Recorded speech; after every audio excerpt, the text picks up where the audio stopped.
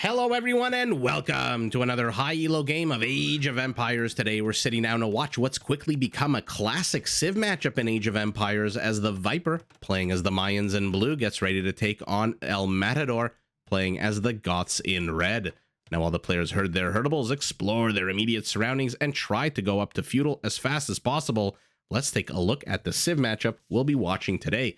Now the Mayans are very much an archer civilization. Their skirmishers can be upgraded to throw a second, albeit weaker, projectile, and all of their foot archers, except for skirmishers, become progressively cheaper as the game goes on, all the way up to 30% cheaper in Imperial Age, which does help them mass their unique unit, the Plumed Archer. This is the fastest foot archer in the game, and one that comes with a nice small attack bonus against infantry, which might be problematic for our Goths. We'll see.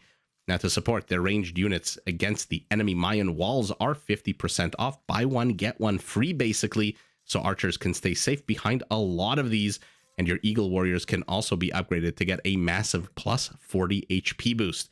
Now, to help you produce an army as big as possible, as strong as possible, Mayan resources do last 15% longer, and they do start the game, if you noticed, with one extra villager, but 50 less food, which can help them reach Feudal Age a little bit faster and start taking advantage of those cheaper ranged units. Now, across the grass sea, we've got El Matador playing as the Goths, very much an infantry civilization and one that worships at the altar of the barracks. These structures start the game working 20% faster, but can be upgraded to work more than 200% faster, which is great because in Imperial, the Goths do get an extra 10 population space, so they cap out at 210 versus the usual 200.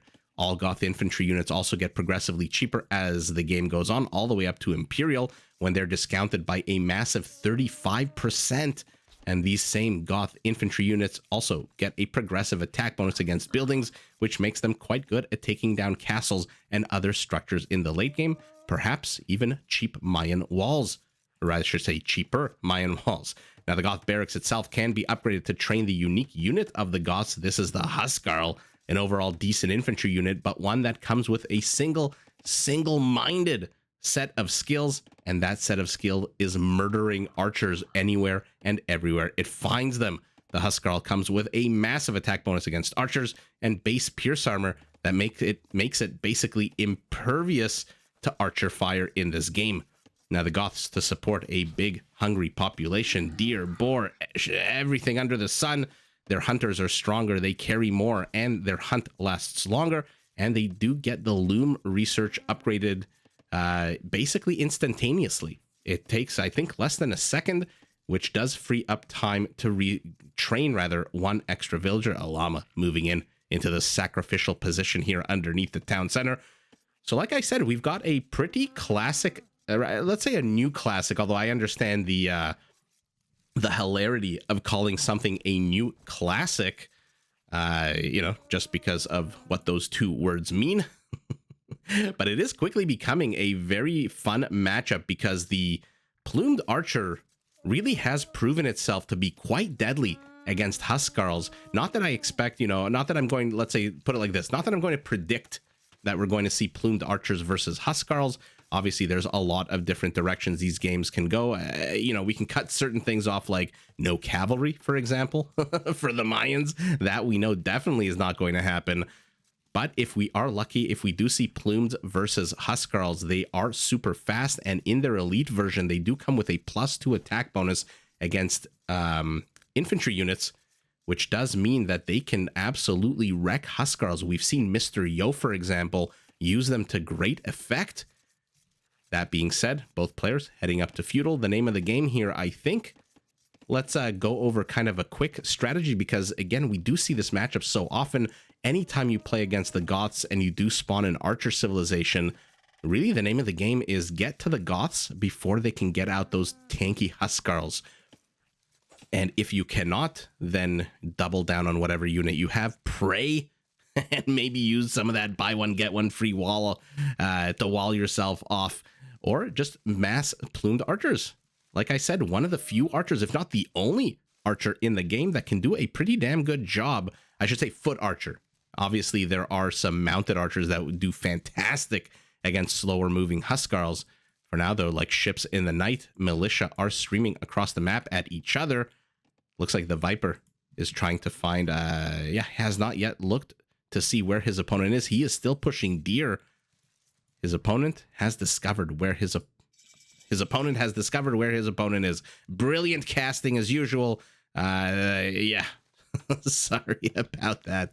The Viper does now discover right as El Matador hits Feudal, but a few seconds behind El Matador is the Viper. Let's take a look at where their resources are located while these men-at-arms are in 19 seconds. Men-at-arms start taking down a mill. Primary gold and primary stone in the backwards position close to a secondary pile of stone, so nice and safe, but wood lines very far away, although two of them nice in a kind of defensive structure position. Easy to wall this off, or rather easier at the front. Over here, very open. So that is the Viper's base. Let's take a look at El Matador. His primary gold a little bit forward-ish. Primary stone very secure in the back, and then additional gold kind of off campus. But look at this, where the Viper has two. He's got 1, 2, 3 forests that he can use as a wall off. Viper has decided not to upgrade his militias, going instead for what? A few skirmishers, as is El Matador, whose units now have to get the hell out of here because one skirmisher is out and he should be able to shoot those infantry units away. We are now at the stage of the game where very slow moving infantry like these militias no longer have very much effect, except you never know, you might get lucky. You might distract your opponent. Viper sees the flag up on this archery range, doesn't know what's inside. Is it a skirmisher? Is it an archer? And so has to back away over. Although, okay, backing away all the way back to his base. So neither player really getting much done with their expeditionary forces, their initial expeditionary forces. Although it looks like we might potentially see a clash here. Okay, scout distracts the skirmisher. Thought there was one, finds 3. An archer joining in as well. And an eagle joining in as well. And now the Viper's whole force is back home. All 7 army supply is here. And El Matador needs to be careful. These are not Roman men-at-arms with +2 armor.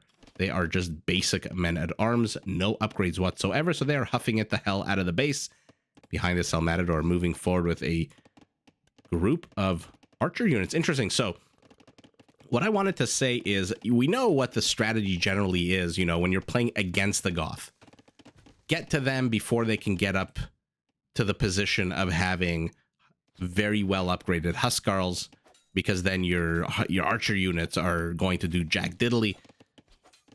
And as always, you know, you don't really want to fight 35% cheaper infantry, especially not with Eagle Warriors, because most infantry generally comes with an attack bonus against Eagle Warriors +2. That is going to jump up as the Goth infantry gets upgraded, if it gets upgraded. But the question really is, what do you do as the Goth?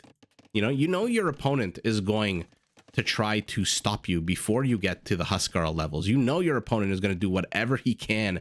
Even a fairly defensive player like the Viper, even somebody who is known for building his economy to the level he feels comfortable before moving out with a big army. You know, there are players like Mr. Yo, ACCM, Huang, for example. I keep saying Huang accidentally. Huang. There are players that are known to be very aggressive. The Viper, not one of them. The Viper usually likes to kind of sit back, get his economy up. Don't get me wrong, when he wants to exert pressure, there's a gap here. This is not fully walled off. If he wants to exert pressure, obviously he can. But ignore the Civ playing against the Goths. What do you do as the Goth? Do you rush your opponent? Do you stop your opponent from stopping you? Or do you put your head down? Do you try to get up to Castle Age as fast as possible so that you can start getting out your archer killing Huskarls? We'll see. Either one of those is a pretty valid strategy. It's not like the Viper is putting on any kind of pressure on El Matador's base right now. So El Matador is kind of just, I think he's pretty happy to just run around with this small band of lucky number 7 archer units, although an 8th unit. Well, I guess there's 7 archer units and a man-at-arms. Man-at-arms. Is it? No, yeah. Okay, man-at-arms. Random scout still here in the back. So I'm very curious to see how El Matador decides to play this. Obviously, how the Viper decides to play it as well. But there's a lot of focus all the time when I cast games of any Civ versus the Goth. There's always the focus of, oh, to beat the Goths, you have to do this, this, this. But, well, what's the funny... I'm trying to think of the funny meme of the dog. And he's... oh, no. Oh, my God. The Jaguar on the high ground gets a kill. Oh, my God. He gets 2 kills. Oh, he's out for blood. Oh, my God. He's going to get 3 kills? This Eagle Warrior... This Eagle Warrior is doing a boss job. Holy moly. This Jaguar almost got 3 kills. Anyway, the meme that I'm thinking about of the dog being petted, and he says, everyone always asks, who's a good boy? No one ever asks, how's a good boy doing? Or something like that. I don't know. I probably bungled it. But in any event, as the Goths, what is El Matador going to do? He is down 1 villager, which is surprising. Generally, you want as the Goths to be ahead 1 villager because Loom is instantaneous. And it does save you the time needed. Another Jaguar. Man, the minimum range on these skirmishers is really a pain in the ass when you're facing Jaguars, but Archers moving forward.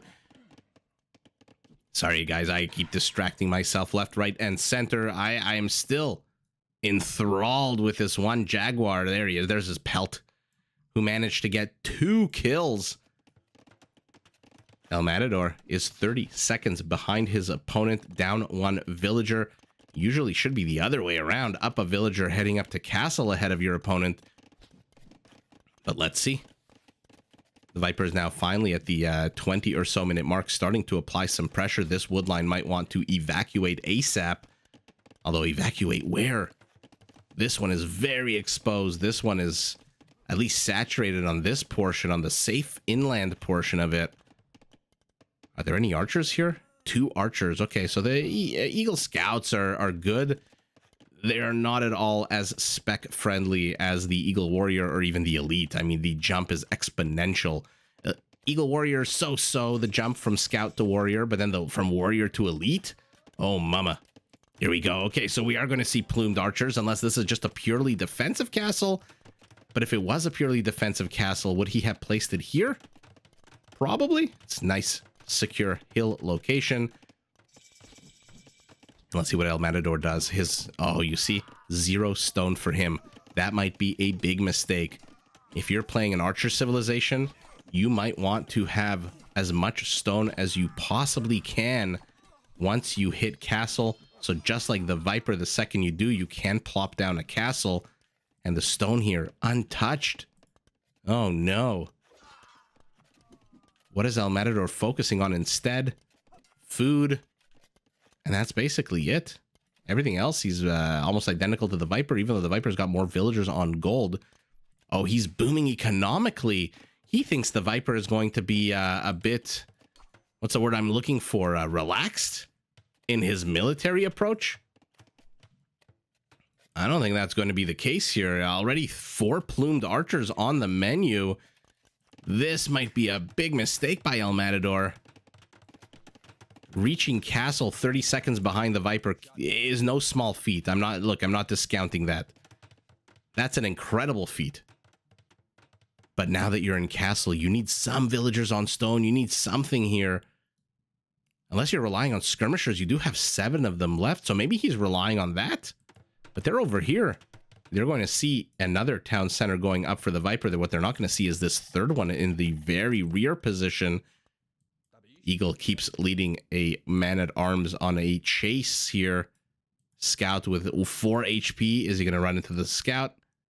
Does any player notice? Care? No? Neither one? Okay. See, if I saw this, if you see this, this should be confirmation to you that you need to get stone miners immediately. And you need to start thinking about getting a castle up as opposed to 6 longswordsmen. If you're going to put on aggression like El Matador is doing, maybe some forward infrastructure would help. Eagle's not. This is not a fight for the Eagle. Not with the long swords. And now the Eagle, look at that +6 attack bonus. Plumes are slowly making their way into this base. I don't know if this is part of a wall off or just because he's not housed. Okay, it's part of a wall off here. El Matador continues trying to get some kind of damage. The funny thing is that after 25.5 minutes, neither player has killed a single villager of their opponent. So we have pristine economies, and here we go. Now the Goth finally starting to overtake his opponent. But that might be problematic, even though he's got similar army supply. I think the better army count here is for the Viper with 11 Plumeds. I mean, 7 basic skirmishers. Let's take a look at their attack bonus against archers. What is it? +2, 3? Archer +3 only.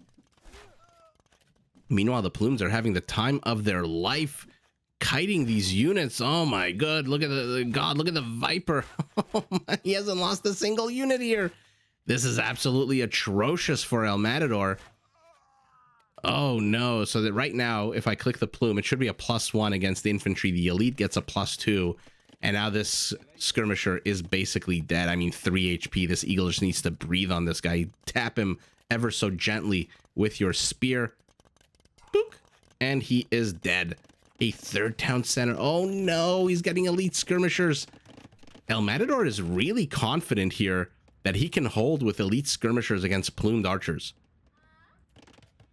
And that might be true. I mean, look, the location of this town center is fantastic. He's going to get the stone. Because these guys, again, are faster than Huskarls and now come with a +1 attack bonus against Huskarls. But this is the moment you want to strike. You do not want them in their elite form. You do not want them with a +2 attack against your slower moving infantry unit. Sorry, I kind of stuttered there because I didn't realize that El Matador carved his own base up in half. And how many archery ranges? Just 1 archery range. There we go. Villager kills starting to rack up. 3 already. Man, these Plumes are fast. Will they finally take some damage here? No, the Viper is microing his heart out. Now Eagles are here as well. What the hell are the elite skirmishers going to do? Nothing. And the second these longswordsmen try to come and close the gap with the Eagles, the Plumes just snipe them. The Viper playing this absolutely perfectly. His army composition amazing. And oh, goodness gracious. That's going to hurt if that goes up. How many villagers is he pulling? How serious is the Viper here? 5 villagers? Kind of serious. I would say maybe 8, 9, 10 would tell me that he is very much interested in ending this game right now. But does it even matter? In 2 minutes, he is going to be in Imperial. Our Goth. 8 villagers ahead. I think misread the Viper entirely. And now he's got 9 villagers on stone, but too little, too late. He sees the castle going up. He knows he's got to stop it. If only he had a few more military units here. Now the Plumes on the high ground. Will they finally lose a unit? No, he still hasn't lost a single unit. How is this possible? Okay, kind of looks like there's one. No, there isn't. There's not a single dead body here. The Viper. Holy moly, is he babysitting these plumed archers? And now this castle is going to go up. Preemptive evacuation from our Goth. Had to, I think, delete a house here because, again, like I said, he carved himself in half, did our Goth. Very interesting wall off. Oh, those Gothic hunters. Is he going to get one now? Oh, he finally gets one. Finally, a plumed is dead. And the castle is up.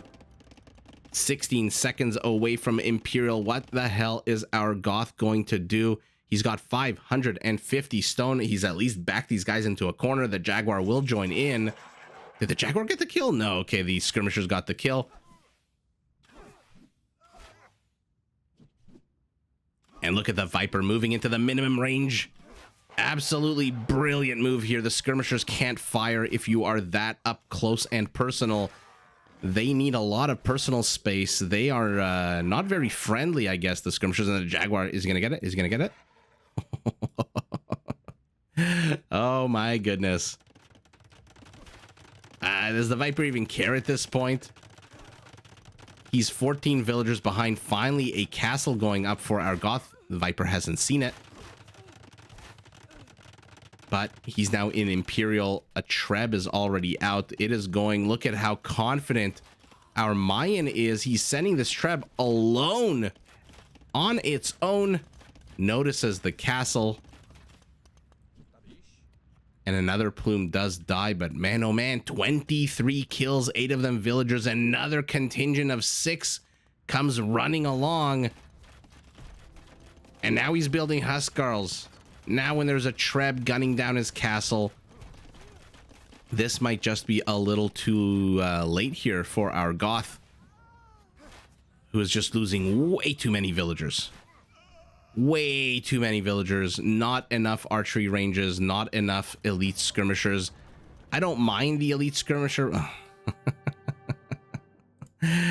Oh my goodness, I was going to say I don't mind the elite skirmisher play. I like the +2/+2, but look at those resources. Did he actually click up to Imperial before this? It didn't look like it. No, he just queued up a whole bunch of Huskarls. Wow. So our Goth, just a little late to the party. If this had popped out when the Viper and him hit castle, and oh man, look at this, elite plumed archers on the agenda, on the menu. That +1 attack bonus against infantry is going to jump to +2. And look at the Huskarl movement speed, 1.15. Plumes 1.2. Not a huge difference right now. Will get better, I think, with the elite, but that still does mean in theory these guys are never going to catch up to the plumed archers. And El Matador, I think, perhaps thought the Viper was just going to boom economically and go into the super late game. Instead, the Viper hits castle, immediately builds a castle, and immediately starts pumping out these incredible units. I love the plumed archers, literally the fastest foot archer in the game. And man, oh man, it doesn't attack on a lot, only an 8, but it does do extra damage. So the Huskarls need to beware. Like I said, this is now becoming a classic matchup. This is almost like, you know, when any fantasy novel or fantasy movie or any kind of coming of age story, you know, the young buck goes out to hunt and he has to, what is it at the beginning of 300 when he kills the wolf, for example, or, you know, the young warrior is sent out to kill the lion that's terrorizing the hill folk or something like that. Anyone who wants to prove themselves has to, I think, fight this matchup. This is quickly becoming, or has quickly become, very much a classic matchup because these seem to be the only foot archers in the game that can actually put a dent in the Huskarl because of their speed. In any event, 42 plumed archers, 38 skirmishers.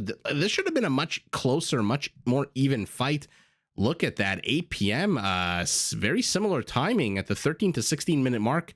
I think that was the point in the game where both players were attacking each other's bases, so probably lots and lots of clicking back and forth.